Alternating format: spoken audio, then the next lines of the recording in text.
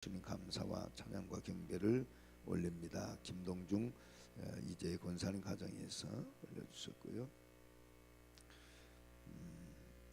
하분자 성도님께서 올려주셨고, 마지막 시간까지 은혜 받게 하옵소서. 임기혁 안수십사님 가정에서 올립니다. 한번 기도합니다. 살아계셔서 오늘 또 성령으로 우리 10년 가운데 역사하시고 우리의 발걸음을 하나님 전 앞에 인도하신 하나님을 찬양합니다. 오늘 이 시간 우리 귀한 늘사랑교회가 아버지 하나님 이 지역사회의 등불이 되고 노아의 방주가 되기 위해서 새벽부터 아버지 하나님 사역을 감당합니다. 이 교회를 축복하여 주셔서 기름 부어 주시고 아버지 예루살렘 성전과 같이 참으로 한국 강단의 최고의 메카가 될 수 있도록 우리 주님 인도하여 주옵소서. 우리가 해야 될 일들이 참 많은데 우리 사랑하시는 장로님, 권사님, 집사님 많은 성도님들에게 은혜를 칠갑절다하여 주시고 무엇보다도 아버지 하나님을 섬기는데 참으로 최선을 다하여 섬김으로 그 삶의 열매가 맺혀지게 하시며, 또한 아버지 하나님 물질에 복을 주실 때에 아브라함, 이삭, 야곱이 주셨던 장자의 축복이 임할 수 있도록 우리 주님 인도하여 주옵소서. 귀한 당회장 목사님, 불철주야 아버지 하나님 성도들을 위해서 기도하시고 사역 감당하실 때에 아버지 그 말씀 하나하나가 성도들의 가정에 복록이 될 수 있도록 인도하시고 발등상의 등불이 될 수 있도록 축복하여 주시옵소서. 사랑하시는 귀한 사모님, 이름 없이 빛도 없이 기도하실 때마다 하늘 감동이 오는 역사가 있게 하시고 치유의 역사가 나타나며 아버지 하나님 성도들이 삶이 한 단계 업그레이드 될 수 있는 영적인 축복의 기도가 될 수 있도록 복을 더하여 주시옵소서. 우리 장로님에서부터 유년 주일학교에 이르기까지 하나님께서 권고하여 주셔서 큰 일꾼들로 장성시켜 주시니 감사합니다. 속사람이 새로워지게 하시고 날마다 새로운 하나님을 더 많이 체험해서 많은 사람 구원시킬 수 있는 우리 귀한 늘사랑 성도들 다 될 수 있도록 인도하여 주옵소서. 오늘 또 아버지 귀한 예물을 주님 앞에 올립니다. 받으시고 축복해 주실 때에 그들의 삶 가운데 씨앗이 되게 하여 주시고 12주 생활에 100만, 500만 원, 1000만 원이라도 드려져서 늘 강건한 신앙생활에 승리할 수 있도록 축복하여 주옵소서.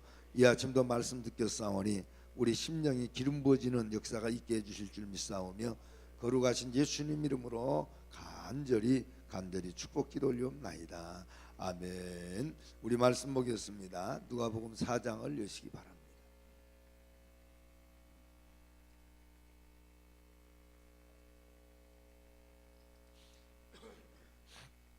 누가복음 4장 24절에서 30절까지입니다.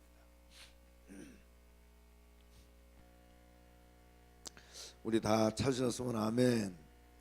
우리 24절부터 교독으로 합니다. 제가 먼저 하겠습니다. 또 이르시되 내가 진실로 너에게 이르노니 선지자가 고향에서는 환영을 받는 자가 없느니라.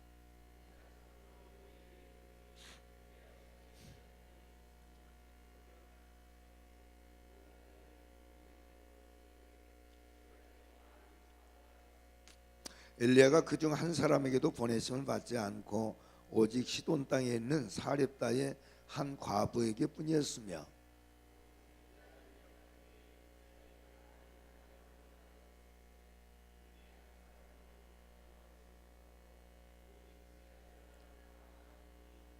회당에 있는 자들이 이것을 듣고 다 크게 화가 나서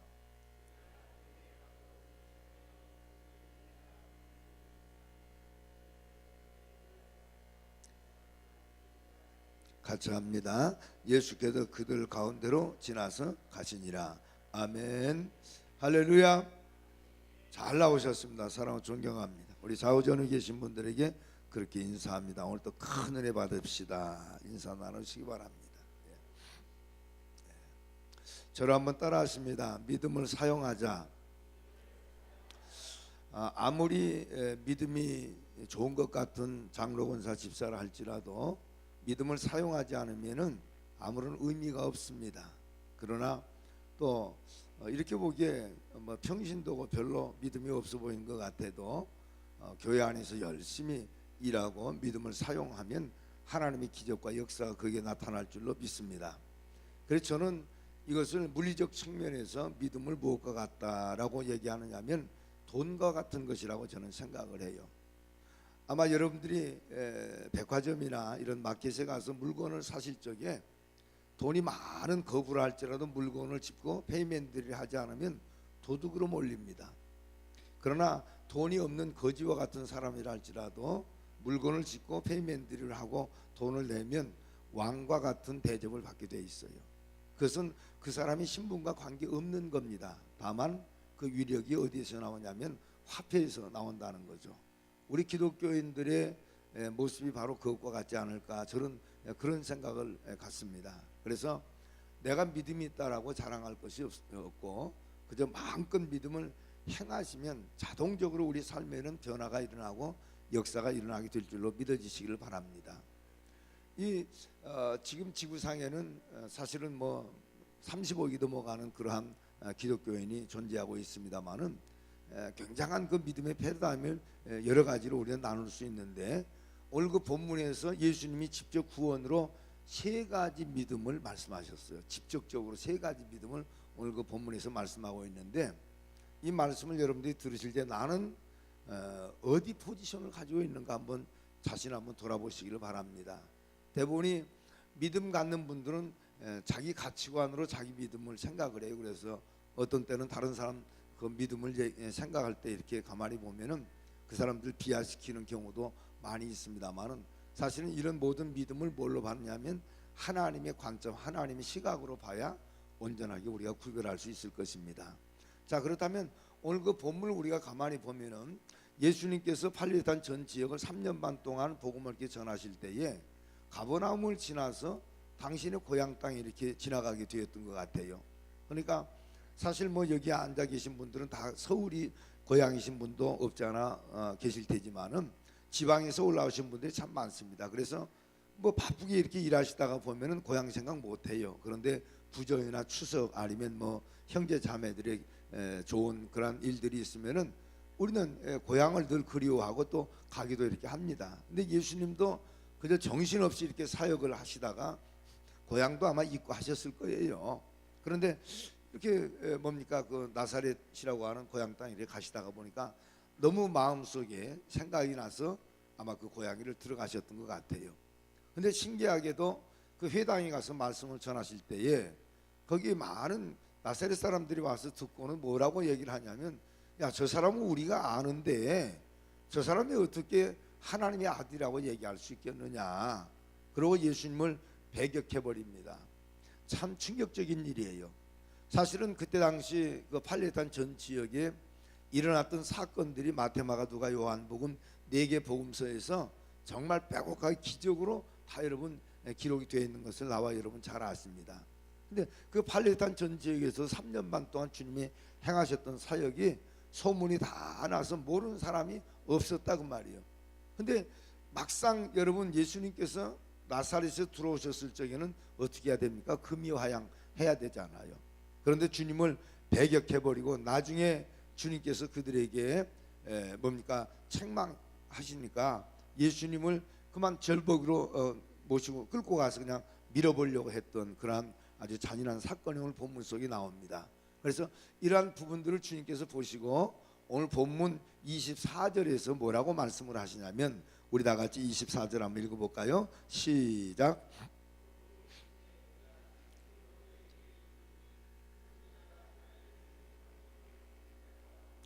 자, 여러분 이 말씀이 무슨 얘기입니까? 아예 예수님께서 그 고향 땅에 들어오셨을 적에 그냥 배격해버렸다 그 말이에요. 너는 목수의 아들 아니냐, 요셉의 아들 아니냐, 네 형제들도 지금 여기서 일하고 있고 우리가 뻔히 알고 너 30년 동안 여기서 우리가 같이 먹고 마시고 네고시에이션하고 그러고 살았는데 네가 무슨 놈의 하나님의 아들이야. 여러분 믿음이라고 하는 것은 자기 박스를 벗어나지 못합니다. 내가 알고 있는 지식의 박스만큼 우리는 예수님을 믿으려고 노력을 많이 합니다. 근데 사실은 성령님이 역사하시면 그 지식의 박스가 깨지게 돼 있어요. 할렐루야. 내가 가지고 있는 그런 가치관으로 주님을 보는 것이 아니라 하나님이 주시는 시각으로 하나님을 보면은 정말 무한대 같은 그러한 역사들이 이렇게 많이 일어나는 것을 볼 수가 있습니다. 그러니까 여기 지금 주님께서 첫 번째 우리에게 말씀하신 그 믿음의 패러다임은 믿어지지 않는 믿음이 있다는 거예요. 달밤에 12번 체조가 100마리 땅에 채를 바꿔 죽어도 안 믿어집니다. 그 안 믿어지는 믿음이 어떤 믿음이냐면 굳어버렸다는 거예요. 어제도 제가 바리새인 얘기를 잠깐 했습니다마는 바리새인들은 마음이 다 굳어버려서 그 하나님의 말씀의 씨알이 우리 마음속에 들어오질 않아요. 우리가 잘 아는 대로 베드로 사도가 그런 말씀했습니다. 베드로전서 2장 23절에 가서 보면은 너희가 거듭난 것이 썩어질 씨로 된 것이 아니라 썩지 아니할 씨앗으로 되었나니 항상 살아있는 말씀으로 되었느니라. 할렐루야. 여러분, 굳어버린 그러한 강팍한 마음 속에는 말씀의 씨앗이 어떻게 됩니까? 여러분, 싹을 낼 수가 없다는 거예요. 마가복음 4장에 가서 보면 인간의 마음을 네 가지로 비유하고 있잖아요. 길가와 같은 마음, 돌짝과 같은 마음, 가시떨기와 같은 마음, 그리고 옥토와 같은 마음이 있어요. 우리 늘사랑교회 성도님들은 옥토와 같은 마음이 되시기를 주님의 이름으로 축원합니다. 그런데 어떤 사람이 농사꾼이 파종을 하는데 씨앗을 뿌렸는데 더러는 길가에 떨어지고 더러는 가시떨기에 떨어지고 더러는 돌짝밭에 떨어졌다, 그리고 옥토에 떨어졌다 그랬는데 결과는 어떻게 나타나냐면은 옥토에 떨어진 씨앗만이 30배, 60배, 100배로 결실했다 그랬어요. 나머지는 여러분 굳은 땅이고 가시떨기가 있고 하니까 어떻습니까? 하나도 싹을 못 내고 싹을 냈다 할지라도 그만 다 뭡니까 그 가시떨기에 그냥 막혀가지고 죽어버리고 말았다는 거예요. 자, 여러분, 교회 안에서 제가 평생을 이렇게 집회를 다니면서 이렇게 가만히 보면은 참 신기합니다. 아무리 좋은 얘기를 해도 받아들이지 못하는 사람이 있어요. 이 받아들이지 못하는 것은 왜 그런가 하면은 자기가 알고 있는 교회, 자기가 알고 있는 목사님, 자기가 알고 있는 믿음들이 그만 하나님의 말씀을 받아들이지 못하도록 차단시켜버리고 만다는 얘기입니다. 저는 이제 집회를 하도 이렇게 많이 다니다가 보니까 아주 희한한데도 집회를 많이 갑니다. 오래전의 일입니다마는 우리나라 그 유명한 가나안 동문학교 하면 여러분 아실 거예요. 거기 뭡니까 김용기 장로님이 가나안 동문학교를 만들어서 전 세계적으로 복음을 전하는 아주 귀한 분이죠. 근데 그분이 하나님 나라에 가시고 나서 그 아들 장남이셨던 김범일 장로님이 가나안 동문학교의 교장으로 계십니다. 지금은 아마 은퇴를 하셨죠. 근데 거기 집회를 가면은 거기 한 번씩 뭡니까 이런 기관이나 이런 사법계통에서 이렇게 오면은요 막 몇백 명씩 올라와 버립니다. 검사들이 한 400~500명씩 올라오고 또 아니면 경찰관들이 몇백 명씩 올라와서 집회하는데 참 거기 은혜로워요. 하여튼 거기 왔던 사람들은 얼마나 그렇게 은혜를 많이 받는지 몰라요. 그런데 제가 뭡니까 이틀째 되던 날 거기 김범일 장로님 그 부인 되신 권사님이 제 손을 잡으시고 아주 감동을 하셔요. 목사님 그동안에 많은 강사님들이 왔다 가셨는데 저는 목사님에게 서목사님에게 은혜를 너무 많이 받았습니다. 그래서 그 은혜를 어떻게 갚을까 생각을 하다가 보니까 갚을 것은 없고 식사라도 한 끼 내가 대접했으면 좋겠습니다. 그 부인 권사님이 그래요. 저는 그 영광이죠. 그랬더니 우리 집으로 가시면 제가 점심 식사를 한번 대접을 하겠습니다. 그래서 그 사택으로 들어갔어요. 근데 그 사택에 들어가면서 제가 깜짝 놀랐어요. 문을 열고 응접실에 이렇게 들어가는데 응접실 탁자가 있는데 탁자에 고구마가 제 머리통보다 더 큰 놈이 있어요. 제 머리가 그렇게 작은 사람이 아니거든요. 겁나 크거든요. 근데 고구마가 진짜 이래요. 얼마나 큰지. 그래서 제가 깜짝 놀래가지고 아니 이게 고구마요 제가 물어봤어요. 그랬더니 그 김범일 장로님이 무릎을 탁 치면서 야 내가 이제 이름 찾았네 그래요. 그래 왜 그랬습니까? 그랬더니 여러분 그 가나안 농군학교가 우리나라에 뭡니까 그 농사 짓는데 그런 계량종이나 이런 것들을 만들어내서 굉장히 기여도가 높습니다. 그래 거기는 농촌진흥청과 연결이 이렇게 잘 돼 있어요. 그러니까 막 옥수수 같은 거 그냥 팔뚝만한 것들을 막 만들어내고 또 이런 감자 같은 거 또 여러 가지 농산물들을 연구를 참 많이 해요. 그래서 그 유기농으로 이렇게 농사를 지어서 전 세계로 뭡니까 그 영농법을 통해서 하나님을 이렇게 전하는 그러한 기관이거든요. 근데 지금 거기 이제 뭡니까 그 곽선희 목사님, 김사은 목사님 이런 뭐 우리나라의 거성 같은 그런 목사님들이 인볼브가 많이 돼 있어요. 그래서 지금 팔레스타인까지 지금 복음이 전해집니다. 영롱 기술이. 아마 여러분들 잘 아실 거예요. 선교하시다가 보면은 의사도 거기 가서는 거기는 못 들어갑니다. 근데 그 영롱 기술을 가르쳐 주면서 야, 이게 도대체 어떻게 이런 일이 일어날 수 있느냐라고 물어보면 이것을 하신 이가 바로 가시다, 알라신이 아니다, 바로 야훼 하나님이다, 이걸 가르친다는 거예요. 그러니까 저에게 그 논문 같은 게 많이 책으로 발간된 것들을 영문서를 저에게 몇 권 이렇게 주면서 기도해달라고 그러더라고요. 그래서 제가 은혜를 많이 받았는데 그 고구마가 어떻게 나올 수 있느냐면은 한 번은 자기가 이 고구마를 이렇게 뭡니까 농사를 지면서 하나님 앞에 그런 기도를 했대요. 하나님, 이 고구마가 그저 생산되는 일반 고구마라면 이것이 복음 전하기 쉽지 않을 것입니다. 그러니 이것을 좀 크게 농작할 수 있도록, 장롱할 수 있도록 하나님에게 지혜를 주시옵소서. 그 기도를 1년 넘게 했대요. 근데 하루는 당신이 꿈을 꾸시는데, 성경 얘기가 아니고 꿈을 꾸시는데 자기가 호미를 들고 밭고랑이에 그 고구마 밭을 김을 메고 있더라는 거예요.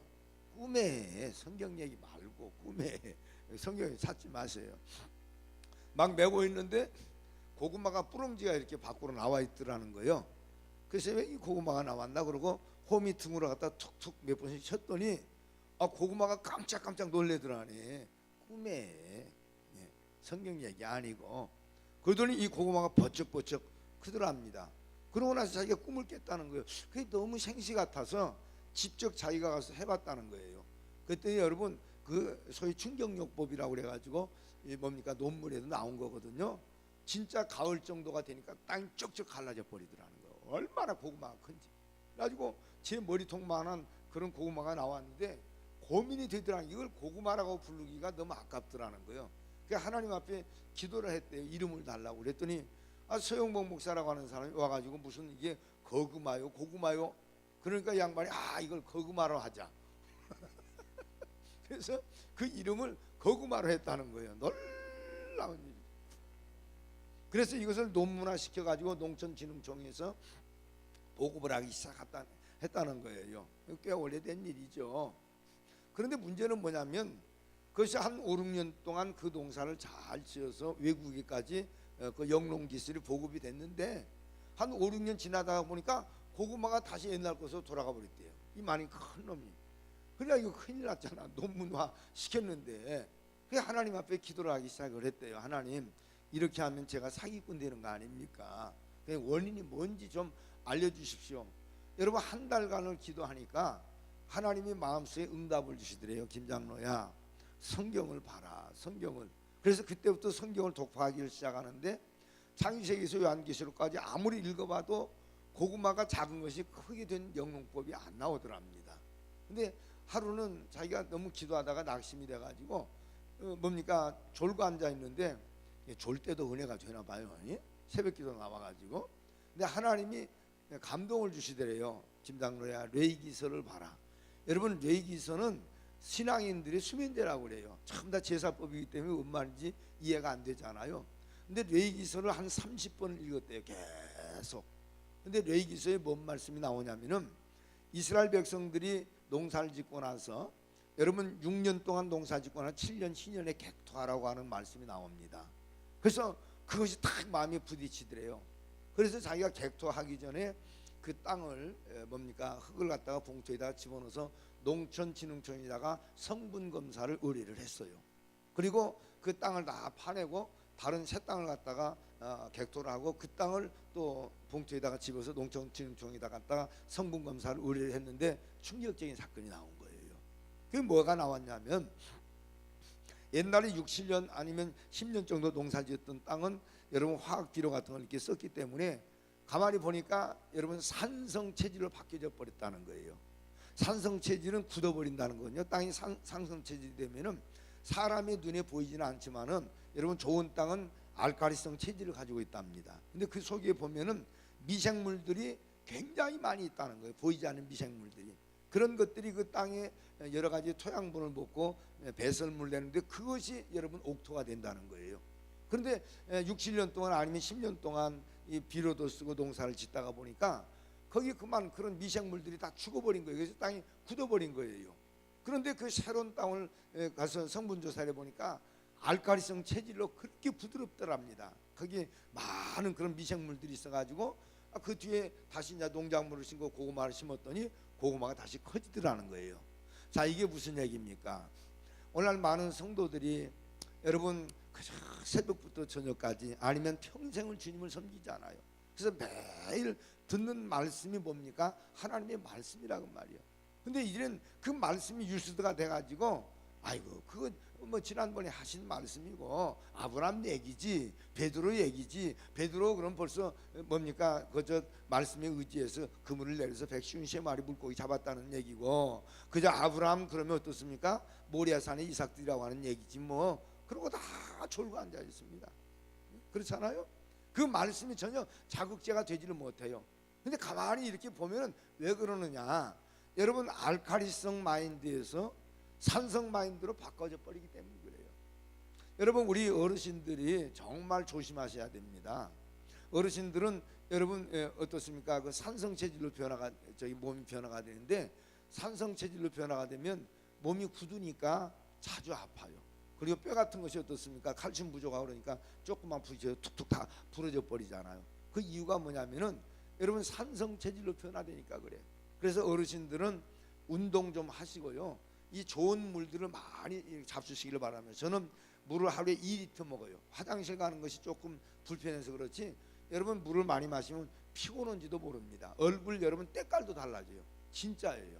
그래서 되도록이면 이 신부전증 가지신 분들 외에는 물을 좀 되도록 많이 잡수시면은 여러분 이 졸릴 때도, 운전하실 때 졸리잖아요. 물을 한 여러분 500짜리 같은 절반만 딱 한번 마셔보죠. 잠이 싹 깨버립니다. 그 정도는 이 물이라고 하는 것이 뭡니까? 우리 몸에 인체에 아주 좋고요. 그리고 되도록이면 유기농을 많이 잡수세요. 단 거 전혀 잡수지 말고. 단 거는 먹지 않아도 여러분 탄수화물에서도 여러분 뭡니까? 당분이 생겨나잖아요. 음식에서도 당분이 생겨나고요. 그래서 그냥 자연적인 내추럴한 그런 것을 먹어도 우리 몸에는 당분이 너무너무 많은 거예요. 근데 당분이 많다가 보면 결국에 그런 것들이 몸쪽으로 추적이 뭡니까 고여가지고 그런 것들이 병을 유발시키는데, 그것이 결국에 몸을 다 여러분 굳어버리게 만든 거라 그 말이에요. 그러니까 이제 더구나 우리 뭡니까 연세 드신 분들이 왜 몸이 안 좋으면, 몸이 굳어가면은 혈액 순환이 안 되니까, 혈액 순환이 안 되니까 결국에 여러분 몸이 자꾸 어떻습니까? 차가워진다고 말이에요. 근데 차가워질 때 암이 생깁니다. 몸이 세포가 굳어버리면 암이 생긴다고 말이에요. 그러니까 몸을 따뜻하게 하기 위해서는 어떻게 해야 됩니까? 운동해 줘야 돼요. 운동 막 운동해 주면 여러분 그 활성산소가 전부 다 이렇게 뭡니까 버려지고, 결국 우리 몸속에 유산소 운동이나 이런 것들을 통해 혈액순환이 이렇게 잘 되어지고 콜레스테롤 같은 것을 배출시켜주는, 그러니까 이것이 무엇과 같으냐면 말씀을 듣고 우리는 전혀 움직이지 않으면 어떤 현상이 일어납니까? 바로 산성 체질로 굳어버린 우리 육신처럼 영이 굳어버린다고 말이에요. 그러니까 말씀이 뚝 떨어지면 아멘 하고 받는 거예요. 할렐루야. 우리가 고린도후서 1장 20절에 가서 보면은 하나님의 말씀은 예수 그리스도 안에서 얼마든지 이해가 되나니 그런지 그런 말미암아 우리가 아멘하여 하나님께 영광을 돌릴지니라. 할렐루야. 그러니까 말씀 앞에 반응을, 이펙트가 있어야 돼. 이펙트가. 그 이펙트가 없으면 우리는 삶이 전혀 여러분 뭡니까? 어떤 도전도 일어나지 않습니다. 그러니까 교회 안에서 이렇게 일하신 분들을 보면은 누가 뭐라고 그래도 일하신 분들은 여러분 시험도 안 들어요. 시험 들었다 할지라도 금방 깨닫고 금방 돌아옵니다. 근데 평생 말씀 듣고 움직이지 않는 사람은 굳어버린 사람이기 때문에 누가 한마디만 따으면 삐 요즘에 여러분 핸드폰 스마트폰 시대인데 삐삐 시대로 돌아가 버려요. 삐삐 시대. 그래가지고 여차하면 교회 옮긴다 그래요. 그게 왜 그렇습니까? 여러분 굳어버리기 때문에. 세상에 여러분 예수님께서 이 많은 사람들, 죽은 사람을 살려내고 어머니 뱃속에서부터 태어나면서 시신경이 썩어버린 소경까지 살리신 그 역사들이 팔레스타인 전쟁에 다 여러분 소문이 나가지고 그 주변 사람들이 예수님 앞에 나와서 얼마나 많은 은혜를 구합니까? 그런데 당연히 금이 환영하고 여러분 웰컴 투 나사렛이라고 써놓고 주님을 맞아들여야 될 여러분 그 고향 사람들이 예수님을 배격했는데 29절에 가서는 충격적인 일을 합니다. 우리 한번 29절을 다 같이 한번 읽어보겠습니다. 시작.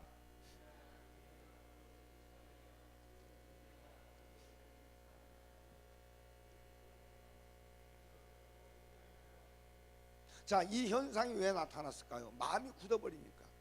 부부지간에도 여러분 얼마나 우리 사랑 많이 하고 삽니까? I love you, do love you, peace, I love you 하고 살아도 마음이 딱 굳어버리면 끝나버립니다.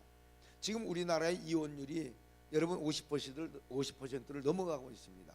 그런데 그 50% 넘어가는 거기 뭡니까? 이혼한 사람들을 보니까 여러분 60이 넘은 사람들이 이제 60%가 넘어간대요. 충격적입니다. 60이 넘어간 사람들은 30년 이상 정들어서 산 사람들 아니에요. 근데 마지막에 그냥 그대로 그냥 갈라서 버리면은, 근데 그것을 우리가 영적으로 가만히 이렇게 보면은 뭐가 굳어 있습니까? 마음이 굳어 있기 때문에 그런단 말이에요. 그래서 여러분 주님께서는 호시아 선지자를 통해서 굳어버린 이스라엘 백성들에게 땅이여 땅이여 너희 묵은 땅을 기경하라.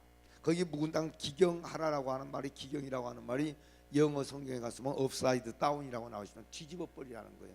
그러니까 이 뒤집는다고 하는 것은 여러분 리펜트 갓, 하나님 앞에 돌아간다는 뜻이에요. 여러분 날마다 특별히 부흥회를 통해서 여러분의 마음을, 강팍한 마음을 다 깨뜨려 버리시고 부드럽고 소프트한 마인드를 가지면 성령이 거기서부터 역사하실 줄로 믿습니다. 자, 그러면 두 번째 주님께서 직접적으로 말씀하신 뭡니까? 믿음의 패러다임은 어떤 것일까요? 우리 25절에서 26절을 다 같이 한번 큰 소리로 읽어보겠습니다. 시작.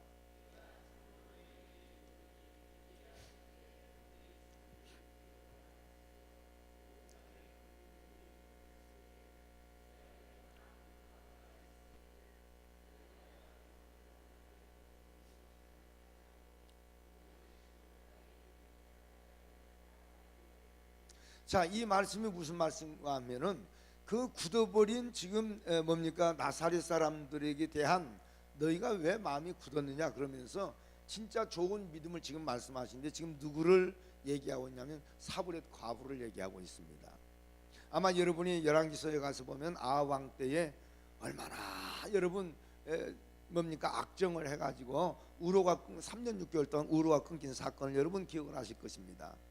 여러분 이 우로가 끊겼다고 하는 것은 그냥 당신이 비가 안 왔다라고 하는 말이 아니에요. 비유자 이슬로자, 위에서 내리는 비도 끊겼고 이런 물체에 바람이 다 가지고 어떻습니까? 이슬이 생겨나는 이슬로자, 여러분 이슬까지 다 끊어져 버렸다는 거예요. 지난 여름에 우리나라에도 한 달 이상 비 안 와가지고 가뭄 들어가지고 엄청 어려운 일을 많이 겪었잖아요. 한 달 정도만 비 안 와도 여러분요 큰일 납니다. 근데 3년 6개월 동안 우로가 끊겨버렸다고 말이에요. 근데 그 이유가 뭐냐면은 여러분 그 이세벨이라고 하는 여인이 어디 여인이냐면은 오늘 본문 속에서 주님께서 말씀하시는 사브렛 땅에 살았던, 이방 땅에 살았던 여인입니다. 근데 아합 왕이 그 히브리 여인들과 결혼을 하지 않고 인물을 보고, 여자 얼굴을 보고, 여러분 그런 얘기가 있더라고요. 얼굴이 잘하면 일문값하고 얼굴이 못생겼으면 꼴값 한다고 그런 얘기를 하더라고. 그런데 이 사브렛 과부가 사브렛에 있었던 이세벨이가 굉장히 미인이었던 것 같아요. 근데 그 미인들은 성질값을 해. 성질값을 데리다가 놨더니 세상에 아세라 선지자, 바알 선지자 850명을 서포팅한 여자가 바로 그 여자입니다. 충격적. 이스라엘이 완전히 뭡니까? 이단을 깔아놓고 사이비종파를 만들어버리고 말았잖아요. 그때 하나님께서 엘리야 선지자를 통해서 너 기손 시내가에 가서 저기 상류에 가서 물을 마시라. 물을 마셨더니 그냥 상류 물이 다 끊어져 버리고 3년 6개월 동안 가뭄이 왔다 그 말이에요.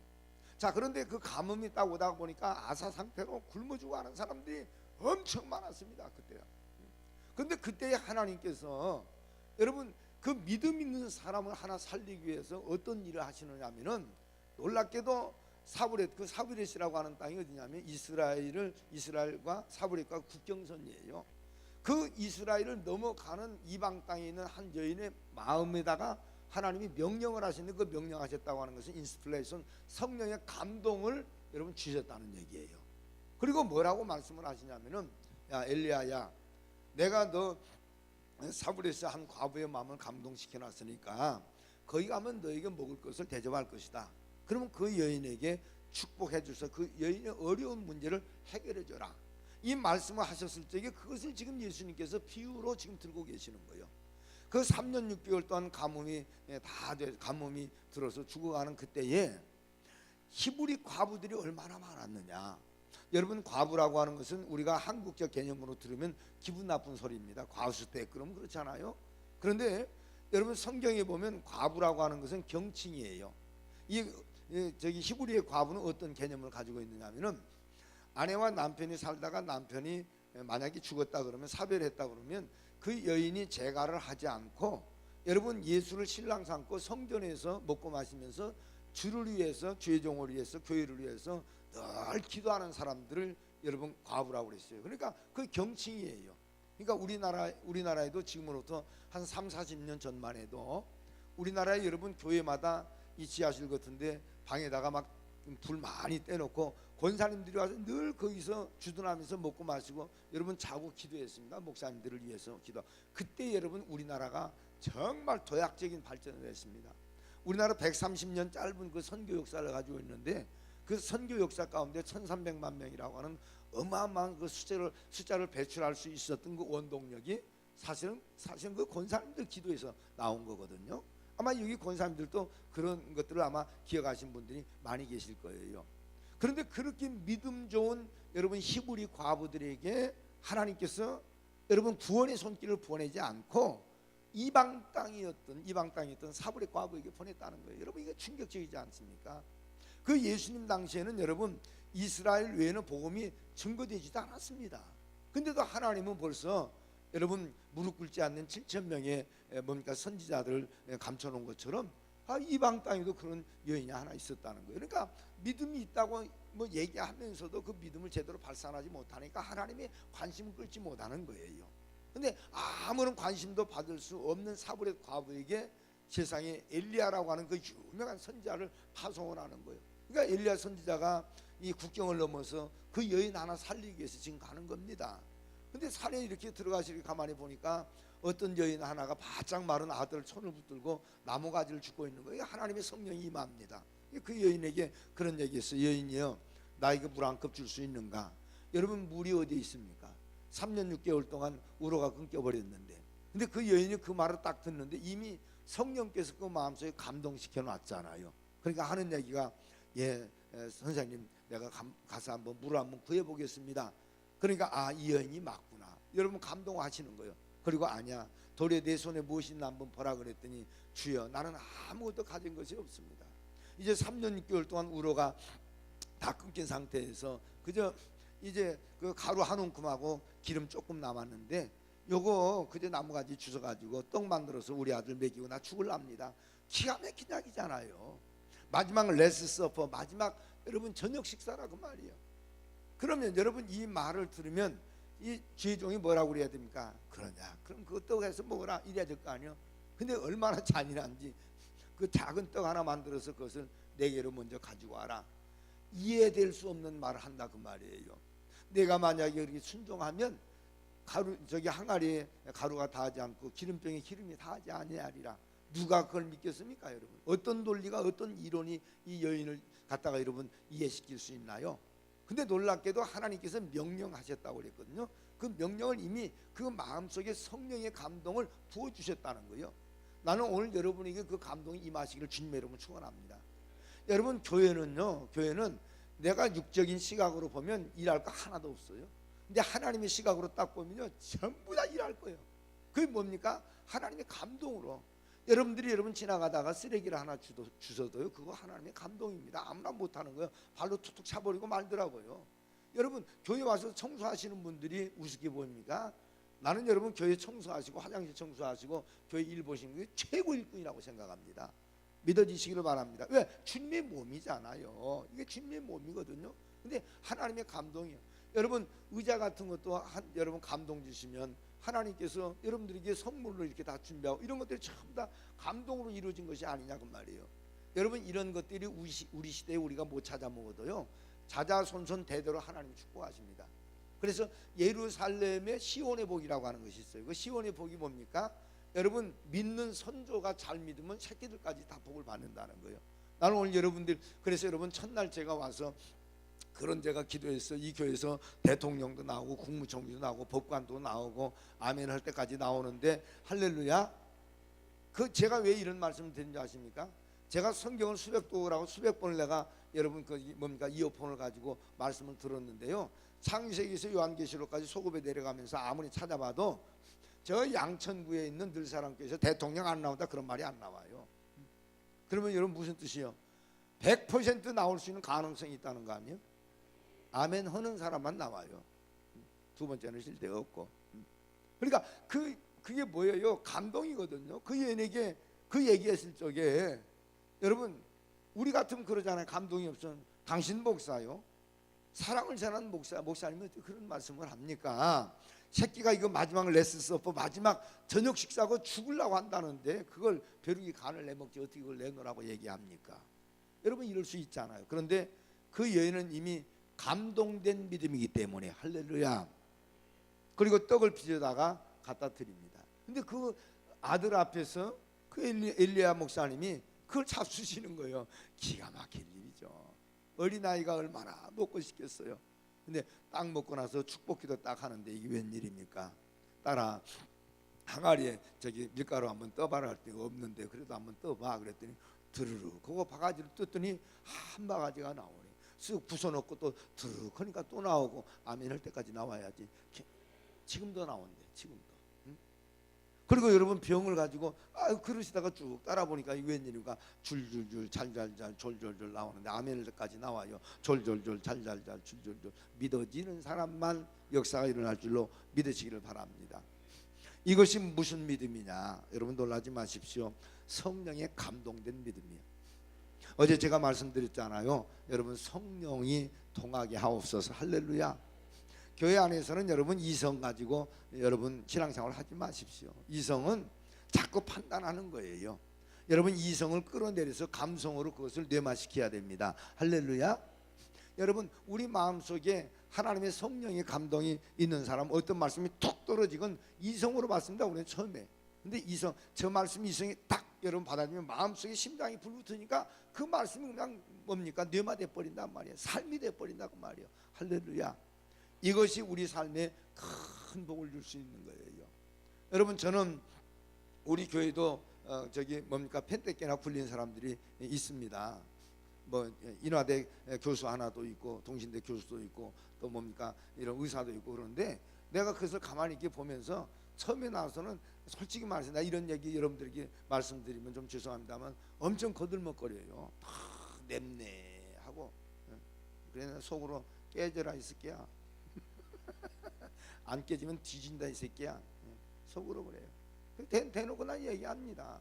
의사가 천국 가는 게 아니요. 교수가 천국 가는 게 아니요. 연녀 그 교수가 그 저기 동신대 교수 한 사람은 경영 그 매니지먼트과를 가르치는 교수인데 참 똑똑해. 컴퓨터 막 기가 막히게 합니다. 근데 이 친구가 처음에 들어가지고 얼마나 교만한지 장로가 막 붙어가지고 싸우고 난리가. 왜? 내가 그 뭡니까 개수위원으로 집어넣었거든요. 근데 그 장로님은 그 뭐 이제 재정부장을 이렇게 보고 있을 적에 이 양반은 좀 아날로그야. 컴퓨터를 잘 못 다루고 그러니까 손으로 다 하고 독수리 타법으로 독수리 타법으로 컴퓨터를 하는 거예요. 그러니까 이게 보니까 답답하거든. 자기 눈 감고도 막 모든 프로젝트 프로그램 기가 막힙니다. 매니지먼트과를 가르치는 교수니까 얼마나 잘하겠어요. 그러니까 이게 이제 막 무시한 거예요. 무시하고 그냥 막 자기가 그 뭡니까 그 CD 다 만들어 가지고 와서 딱 한번 집어넣으니까 기가 막히게 나와요. 한 방에 그냥 촥 그냥 차트로 나와 버리는데 나도 그걸 쓰고 싶더라고. 그래서 제가 그랬어요. 그래도 이 양반이 아날로그 해도 시간이 좀 걸려도 일어난 지 안 틀린 사람이니까 존중하면서 잘 장로님하고 맞춰서 해. 안수집사인데 나중에 맨날 싸우는 거예요. 그래서 내가 몇 번 불러다 그랬어. 권집사 그러지 마. 저 양반이 장로요. 어른이야. 그렇게 하면 안 되지. 목사님은 맨 장로님만 편 만들고 아니요. 권집사가 그렇게 하면은 권집사가 저 장로님처럼 그렇게 했다면 내가 권집사 편 들지 나 그 양반 편 안 들어. 여러분 놀랍게도 그 양반이요. 뭡니까 그 동신대 교수로 잘리고 나서 우리 교회 이제 왔었는데 나중에 이 양반이 여러분 돈이 없어가지고 애들 고등학교 다니는데 뭡니까 그 교육비도 못 줄 정도예요.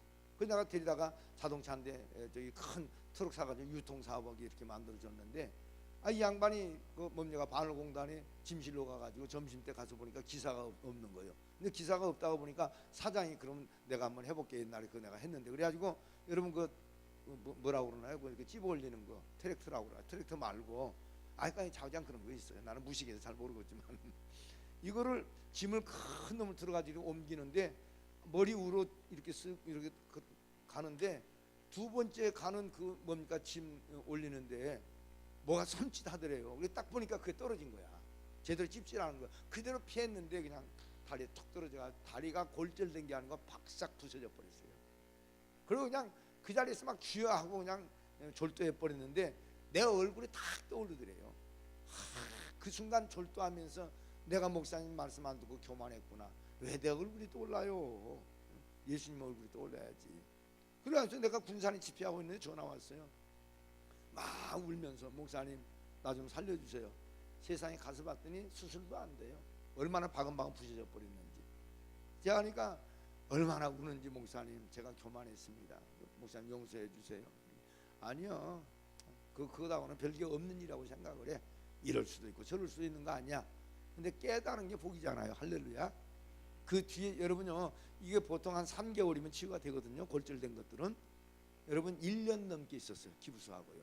막 여기 그냥 막 양쪽에 막 철근 집어넣고 야 그 사고 한번 딱 터지고 나서 핸디캡 돼버리더라고. 발을 제대로 못 써요. 근데 완전히 사람이 변화가 와버렸어요. 그러고 나서 여러분요 앉아서 예배를 드리면 눈물을 키가 여러분 87이에요. 막 덩치가 이렇습니다. 잘생겼어요. 말씀 들을 때마다 깨져가지고 얼마나 우는지 몰라요. 그러니까 여러분 의사면 모르고 법관이면 모르고 대통령이면 뭘 할 거예요. 성령의 감동이 중요한 것이지. 오늘 여러분 그 감동이 임하게 되시길 주님의 이름으로 축원합니다. 자 그러면 솔직히 우리는 굳어버린 믿음 돼서는 안 되잖아요. 그럼 어떤 믿음이 돼야 되느냐? 성령의 감동된 믿음으로 됐으면 좋겠는데 이것이 쉽지가 않다 그 말이에요. 그러면 과연 어떤 믿음이 돼야 되느냐? 이것을 주님께서 세 번째 우리에게 서제스트를 하시는데 우리 다 같이 27절로 돌아가서 한번 읽어보겠습니다. 27절 큰 소리로 한번 읽어볼까요? 시작.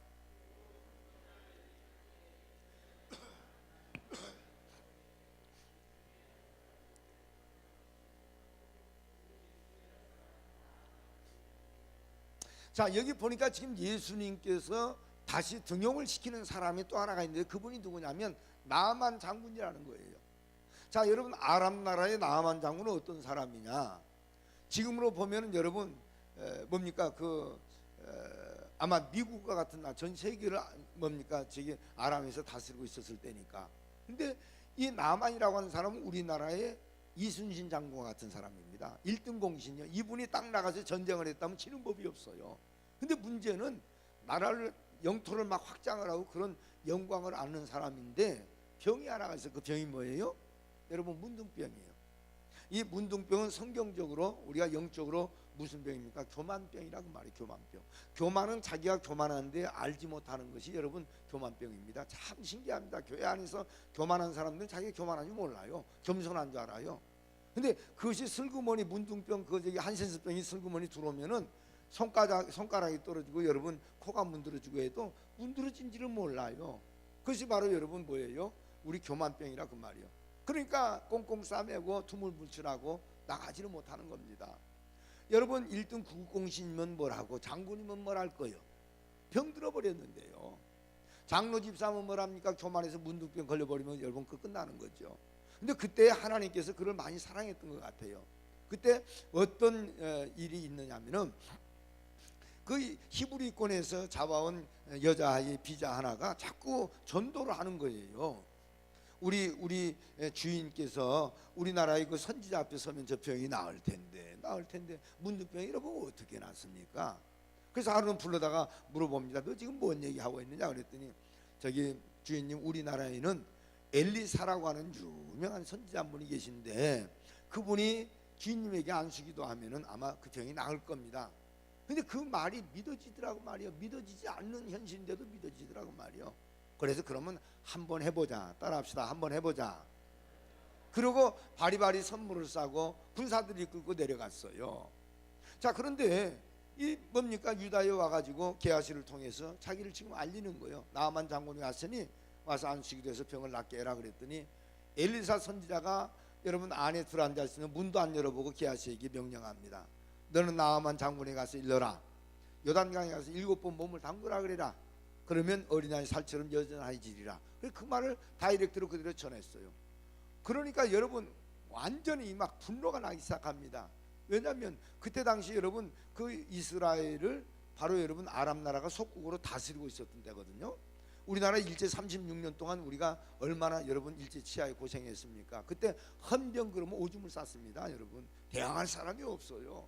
그 상황을 한번 생각을 해보시고 유출해 보시고, 그러니까 화가 나가지고 뭐라고 그러냐면, 내 생각에는, 여러분 누구 생각에는? 내 생각, 나만 생각이라고 말이에요. 우리 믿음의 사람은 내 생각이 아니에요. 하나님의 소트, 하나님의 생각이죠. 할렐루야. 근데 뭐라고 얘기를 하면, 내 생각에는 내 놈이 나와서 당처 위에다가 손을 흔들어서 안수해서 내 병을 낫게 했어야 맞거늘, 내가 감히 나를 오라가라 하고, 우리나라에 저 요단강보다 더 좋은 강들이 얼마나 많은데 하필 저 더러운 강에 가서 몸을 7번 담그냐? 가자. 그러고 짐을 싸가지고 간 거예요. 이게 난리 난 거 아니에요. 근데 짐을 싸가지고 가다가 보니까 여러분 말을 이끌고 가는 하인 하나가 이건 아니라는 거예요. 목적을 지금 여러분 상실해 버린 거예요. 그 목적이 뭐예요? 나만 장군이 병나는 게 목적이라고 말이에요. 그래서 오랜 며칠 동안 그 말을 몰고 여기까지 왔는데, 그냥 돌아가는 주인이 너무 딱해서 말꼬피를 잡아채고는 여러분 권면합니다. 여러분 잘 들으세요. 하인이 지금 얘기하는 거예요. 장군이시여, 우리가 여기 뭐로 왔습니까? 병강으로 온 거 아닙니까? 그러면 그 요단강이 아니라 실강에 가서 담그라고 그러면 담그면 될 거 아닙니까? 그런데 병 나으면 될 텐데 왜 그렇게 왜 그렇게 화를 내시고 그렇습니까? 라고 권면을 해줬어요. 그런데 놀라운 사실은 그 권면을 받아들였을 적에 여러분 그 나만 장군이 정말 깨달음이 큰 거예요. 그래, 우리가 목적을 상실했구나. 그래, 가자. 여러분 교회 안에서 그런 일들이 있고, 교회 안에서 여러분 일들을 우리가 하다가 보면 어떻습니까? 그만 여러분 교회 안에서 힘든 일들이 없지 않아 있을 수도 있다 그 말이에요. 그럴 때는 여러분 사랑으로 권면해 줘야 됩니다. 장로님, 집사님, 그러지 말고 하나님 뜻을 찾읍시다. 그러고 우리는 기도해 줘야 돼요. 그때 반드시 깨달음을 주시는 성령이 역사합니다. 그러고 나서 요단강에 가서 여러분 몸을 담그는데 6번째 담그고 7번째 담그려고 보니까 어린아이 살처럼 여전히 여러분 깨끗해졌더라. 할렐루야. 충격적입니다. 자, 여기에서 한번 잘 보십시다. 우리 가자 그러고 돌아가 버렸다면 이는 어떻게 됐을까요? 여전히 그는 문둥병자로 죽었을 것이고 성경 속에 이름조차도 나오지 않을 것입니다. 근데 그 작은 뭡니까 하인 하나가 어떻게 했어요? 권면했을 적에, 그래, 이해는 안 되지만, 뭐는 안 되지만, 이해는 안 되지만 순종을 한번 해보자. 이게 무슨 뜻이, 무슨 믿음이죠? 할 수는 없지만 한번 해보자는 거예요. 우리 한번 따라합시다. 한번 해보자. 이것이 최고 이상적인 믿음이다 그 말이에요. 여러분 목사님이 여러분들에게 하나님 말씀 전하면 100%다 인지가 되고 이해가 됐으면 좋겠지만 그럴 수가 없거든요. 왜? 우리는 이성이 있기 때문에. 이성은 지식적인 세계입니다. 여러분 감성이라고 하는 영적인 세계고요. 그렇잖아요. 그러니까 우리는 안 된다라고 하는데 안 된다라고 하고 포기해버리면 이 사람은 가능성이 없는 겁니다. 근데 그래, 한번 믿음으로 한번 해보자. 그럼 역사가 일어나요. 어떤 사람은 그런 얘기합니다. 아이고, 그 우연이 아닐까요? 그렇습니다. 우연일 수도 있습니다. 그런데 중요한 것은 우연도 하나님이 역사하지 않으면은 여러분 우연이 안 나타납니다. 믿어지시면 아멘 합시다. 제가 마지막 간증을 하나 하고 말씀을 정리하겠습니다. 제가 어제도 제가 간증을 해드렸습니다만은 여러분 저는 평생에 쌍태가 2번 들어서는 안수기도 해가지고 2번 들어서는 역사가 있어서 창원에 가면 창원 제일교회라고 하는 뭡니까 그 교회에서도 자기 뭐 며느리가 뭡니까 임신이 안 된다고 그래서 병원에 있다고 그러더라고요. 그래서 귀한 그럼 데리고 오시고 그래 데리고 와가지고 하나님 앞에 황소 한 마리 들고 안수기도 했는데 그만 쌍태가 이렇게 들어섰어요. 그 2번 하고, 그리고 여러분 태가 묶여져 가지고 임신이 안 된 사람들이 태가 참 많이 열려요. 너무 신기해요. 그런데 나한테 그런 일이 터진 거예요. 우리 큰딸은 뭡니까 결혼해 가지고 2 자녀를 아주 순산히 해서 너무 잘 낳았습니다. 근데 이 둘째 녀석이 사모가 됐거든요. 그래서 여러분의 교단인 뭡니까 그 대전에 새로남교회 한 만여 명 모이죠. 그 교회 부목사 사모로 있는데 그 교회에 있으면서도 지금 뭡니까 그 교육자들 7, 80명 된 교육자들을 성악을 가르칩니다. 우리 딸이 중앙대학원 성악과 작곡가를 나왔거든요. 그래가지고 가르칠 정도로 그렇게 하는데 저는 항상 이게 뭡니까 우리 자녀들에게 네, 그런 얘기했어요. 다산해라. 다산이 하나님 축복이다. 근데 얘가 임신을 했는데 유산이 된 거예요. 그러니까 너무 마음이 아프더라고요. 그래서 제가 이제 위로해주고 또 하나님이 축복하시겠지, 건강해라 그러고 했는데, 여러분 이게 웬일입니까? 3년 동안에 3번을 유산을 해버린 거예요.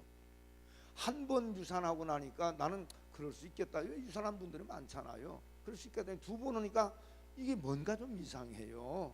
3번째 딱 오고 나니까 애가 못 쓰게 돼버리더라고요. 여러분 3년 동안에 3번 유산해 보니까 애가 바짝 말라가지고요, 소망도 안 가져버리고 애가 이상한 거. 나한테 그래, 아빠 꼭 자식을 낳아야 됩니까? 뭐라고 얘기해 줄 수가 없잖아. 그래서 제가 하루는 집회 갔다 와서 서재에서 제가 무릎을 꿇었어요.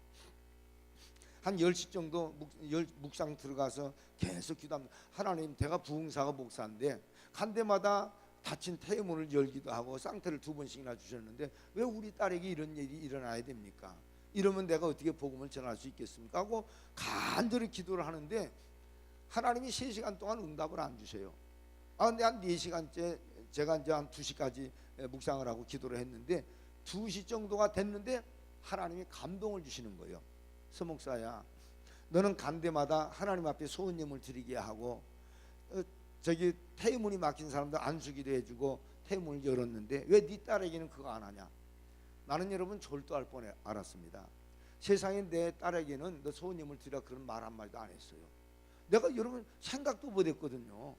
그래서 내가 새벽 2시에 전화를 했어요. 우리 사유에게 전화, 야 우서방도 빨리 올라와라.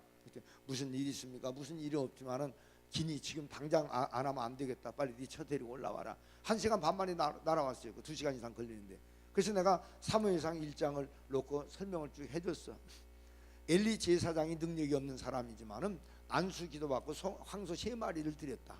그리고 그 자녀들이 5자녀가 나오고 그 중에서 사무엘 선지자가 나오지 않았느냐. 그리고 내가 그들에게 회개했어요. 내가 니들한테 이거 못 해가지고 정말 니들이 고통당했는데 에빈 목사가 나 회개하마. 그리고 너 최선을 다해서 하나님 앞에 소원님을 드려라. 황소를 드리건 내 송아지를 드리건 있는 대로 해서 드려야 할 때는 내 아버님 그렇게 하겠습니다. 그리고 무릎 꿇혀놓고 거기서 안수기도 했는데 그 달에 그냥 들어섰어요, 애가. 그리고 그 희원이라고 하는 아이가 정말 건강합니다. 건강히 잘 낳는데 가만히 보니까 딸 하나 낳았으니 아들도 낳아야 될 거 아니에요. 그 또 하나님 앞에 또 안수기도 또 했어요. 임신이 또 됐어. 건강하게 됐습니다. 내년 이제 뭡니까 4월 달인가 이제 뭡니까 상고일이 들어졌는데 나는 그것을 보고 제가 너무 큰 감동을 받았어. 우리 딸이 그래요. 내가 안수기도 이렇게 해주니까 아빠 지금까지 안수기도 많이 해주셨는데 실식이나 유산을 했는데 전 안 갖고 싶습니다. 그래서 그래도 한번 해봐라. 우리 한번 따라합시다. 그래도 한번 해보자. 아멘. 그러고 나서 걔가 눈물을 막 달구통 같은 눈물을 뚝뚝 흘리. 여러분 몸이 완전히 상해버리는데 3명씩이나 해버리면 얼마나 힘듭니까? 그런데 그것을 믿고 출하리를 했는데 성공을 한 거예요. 이게 여러분 예수님께서 이게 중요한 것이 있습니다. 이 3가지 믿음 가운데 여러분 굳어버린 믿음, 성령 충만해서 여러분 순종하는 믿음이 있는데 이 믿음까지 가지 못한다 할지라도 우리는 어떤 믿음이 가장 우리에게 이상적인 믿음이냐? 안 된다라고 생각이 들지만 믿음으로 해보자 하는 것이 여러분 뭐예요? 그것이 주님께서 요구하시는 믿음이다 그 말이에요. 오늘 여러분 꼭 그렇게 되시기를 주님의 이름으로 축원합니다. 그래서 여러분 오늘 이제 잔치 끝날 큰 날이라고 우리 얘기합니다. 여러분의 자녀 중에 지금 뭡니까 아마 수능시험 여러분 광고에 보니까 수능시험을 위해서 기도하고 계시는데 이 아이들 어떻게 할 거예요? 하나님 앞에 여러분 기도해야 됩니다. 여러분의 사업은 어떻게 할 겁니까? 자녀들 여러분 결혼은 어떻게 할 것이고 해야 될 여러분 소원들이 얼마나 많습니까? 그래서 오늘 저녁에는 한 번도 빠지지 말고 다 소원님을 드리세요. 괜찮습니다. 하나님 다 역사해 주세요. 우리는 여러분 세상에 나가서 쓸 거 다 쓰고 다니고 내 이름 다 내고 다니잖아요. 그리고 하나님 앞에 우리는 드린 거 여러분 1, 2만 원짜리가 하나님 앞에 뭡니까? 그것이 소원예물입니까? 천만이에요. 여러분 한번 보세요. 산삼을 거두려면 산삼 씨를 심어야 됩니다. 도라지 심어놓고 산삼 내놓으라면 그건 도둑놈이에요. 난 여러분에게 자신만만하게 이 설교할 수 있어요. 그래서 걱정하지 말고 여러분 하얀 봉투에다 항상 거기 보니까 소원예물 그 봉투를 잘 만들어 놓으셨더라고요. 3가지만 내용 다 쓰시고요. 작정하실 분들은 금액을 쓰셔야 돼요. 정확하게 쓰시고 언제까지 한다고 그것도 쓰셔서 오늘 여러분들이 오늘 본문에 나온 것처럼 여러분의 삶 가운데도 이런 기적이 나오게 되시기를 주님의 이름으로 축원합니다. 기도하겠습니다.